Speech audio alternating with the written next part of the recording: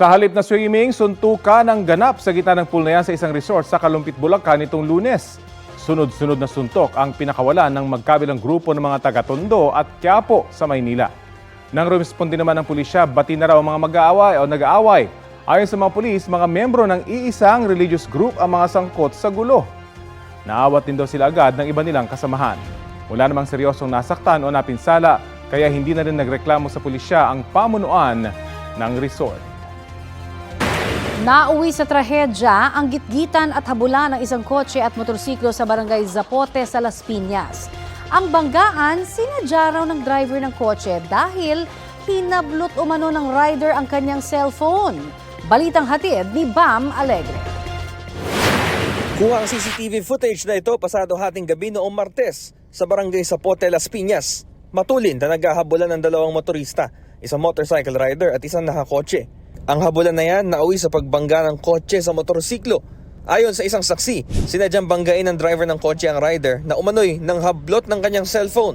Naglalakad po ako papunta po dito na bigla pong inablotan po ng cellphone po yung nakakotse ng nakamotor po. Minapagsaya po talaga po yung lapper po talaga yun. Marami na po talagang inablotan po ng cellphone yun. Saktong mga madaling araw po nagigit-gitan po silang dalawa. Ang rider nag-agaw buhay raw habang nasa bangketa at namatay kalaunan ayon sa kumpirmasyon ng isa pa ring saksi. Nakita ko, nakandusay na lang po yung binunggo. Sabi po ng may-ari nung nakabunggo, nung kotse, is hinablotan daw po siya ng cellphone, kaya po niya hinabol at binunggo para makuha yung cellphone. Nung nabunggo po niya is doon po niya nakita at nakuha yung cellphone. Nasa kanya din po pala yung cellphone na pinakita din po niya sa mga taong nandito noon na cellphone po niya talaga yung kinuha nung binunggo niya. Ang driver ng kotse sumuko sa mga otoridad matapos ang pangyayari at nasa kustodiyan na ng mga pulis. Tumanggi magpaunlak ng panayamang pulisya kaugnay nito habang nagsasanggawa ng investigasyon. Bam Alegre, nagbabalita para sa GMA Integrated News.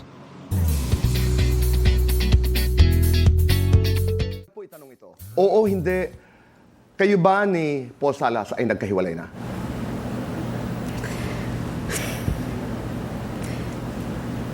Opo, hiwalay na kami dito. Hindi raw April Fool's joke ang nararamdamang bigat ng puso ngayon ni Mikey Quintos matapos amining hiwalay na sila ng boyfriend na si Paul Salas.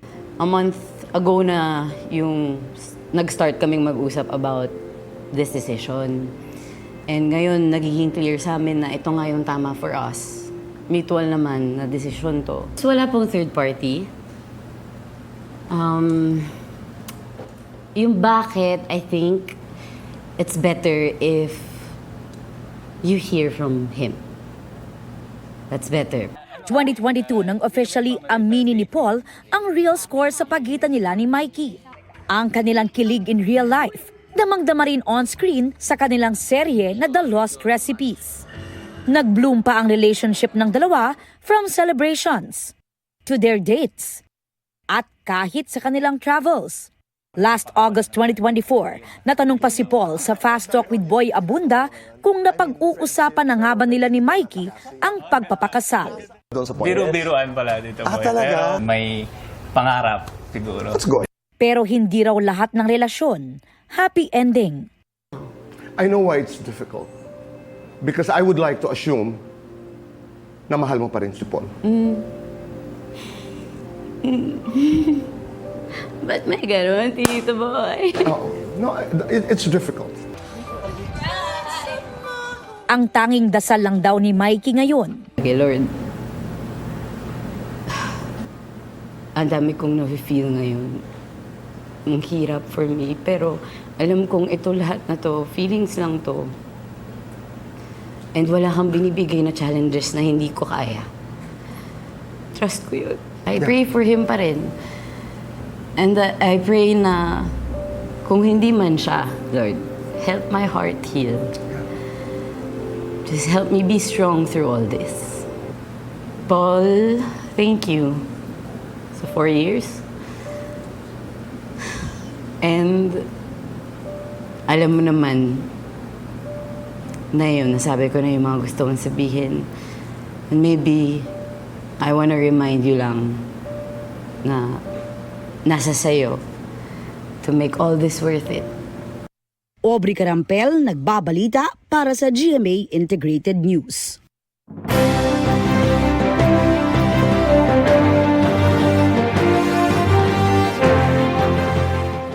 Apat-na-putarong araw na lang, eleksyon 2025 na. Patuloy ang paghahanda ng Commission on Elections kabilang ang pagbibigay kaalaman sa mga botante kung paano gamitin ang mga bagong automated counting machine. At may ulat on the spot si Sandra Aguinaldo. Sandra? Namigay nga ng voter information sheet ng COMELEC sa Barangay 70, SB Harrison, Pasay City. Kasama ni COMELEC Chairman George Erwin Garcia, sina Commissioners Ernesto Maceda Jr., Ray Bulay at Nelson Celis. Naroon din po ang kinatawan ng PPCRV. Ang Voters Information Sheet o VIS ay pinapamahagi sa 68 million voters nationwide. Naglalaman ito ng pangalan, address at precinct number ng botante. Sa loob, meron ding instruction kung paano bumoto gamit ang makina o ACM. May listahan din ng mga kandidato. Ayon kay Garcia, minarapat nilang mamahagi ng VIS kasama ang media para makarating sa mga Filipino voters na may darating sa bahay nila na COMELEC representatives para magpa-receive ng VIS. Pinapapirma din kasi ang mga botante bilang proof o katibayan na natanggap nila ang VIS nila. Ani Garcia, may natatanggap silang information ng ibang tauhan nila ay sinusungitan o kaya naman ay nag-aalinlangan ng mga tao na pumirma dahil baka kung saan magamit ang pirma nila. Pagtitiyak naman ni Garcia, naka-uniform at may ID ang mga COMELEC personnel na magpupunta sa mga botante. Bagamat hindi ito ang unang pagkakataon na namimigay sila ng VIS, nais raw bigyan diin ng COMELEC na mahalaga ito sa pagbibigay kaalaman sa mga botante. Isa sa naabutan nga ay si Miss Melva Urgel at sabi niya ay makakatulong ito sa kanya at gagamitin niya yung mga listahan para mabilisang makaboto sa darating na eleksyon. At babasahin din daw niya mga instructions para alam niya kung paano gamitin ang makina. Panawagan po ni Garcia sa publika ay huwag babahala dito sa ibinibigay na VIS at tanggapin lamang ito at pumirma. Isa pa sa inabutan ni Garcia, ang mismo kapitana ng barangay na nagsabi naman na siya ay tatanggap nito pero ganun pa man ay bigay sa ng saloobin kay Garcia at sinabi niya na doon daw sa kanilang lugar ay merong mga nakarehistro na napakaraming tao pero iisa lang ang address. Ayon naman kay Garcia ay maaaring idulog sa COMELEC ang reklamo na ito at kanilang aaksyonan. Matatanda ang dati ng pinuna ng COMELEC ang misulang flying voters kung saan nakakalipat ng lugar ang mga botante sa pamamagitan po ng barangay certificate. Ngayon naman, Rafi, ay sinabi po ni Garcia na ang mga botante po sa Myanmar ay pabobotohin ng COMELEC sa pamamagitan ng post or by mail. At sa Thailand naman po ay tuloy ang internet voting doon. Yan muna po ang pinakahuling ulat mula sa COMELEC. Rafi? Maraming salamat, Sandra Aguinaldo. Umabot na raw sa 34 na report tungkol sa vote buying at vote selling ang natanggap ng Commission on Elections. Sabi ng komisyon, posibleng mas malaki pa ang aktwal na insidente dahil hindi naman nagsusumbong ang lahat. Ayon kay COMELEC Commissioner Ernesto Maceda Jr., Metro Manila ang sentro ng vote buying o kung saan pinakamaraming nagsusumbong. Sunod naman ang Calabarzon, kung kada probinsya pinakamaraming insidente raw ng vote buying sa Palawan, Abra at Camarines Sur. Binabantayan din ng COMELEC ang posibleng pag-abuso ng pondo ng bayan tulad ng pamimigay ng ayuda.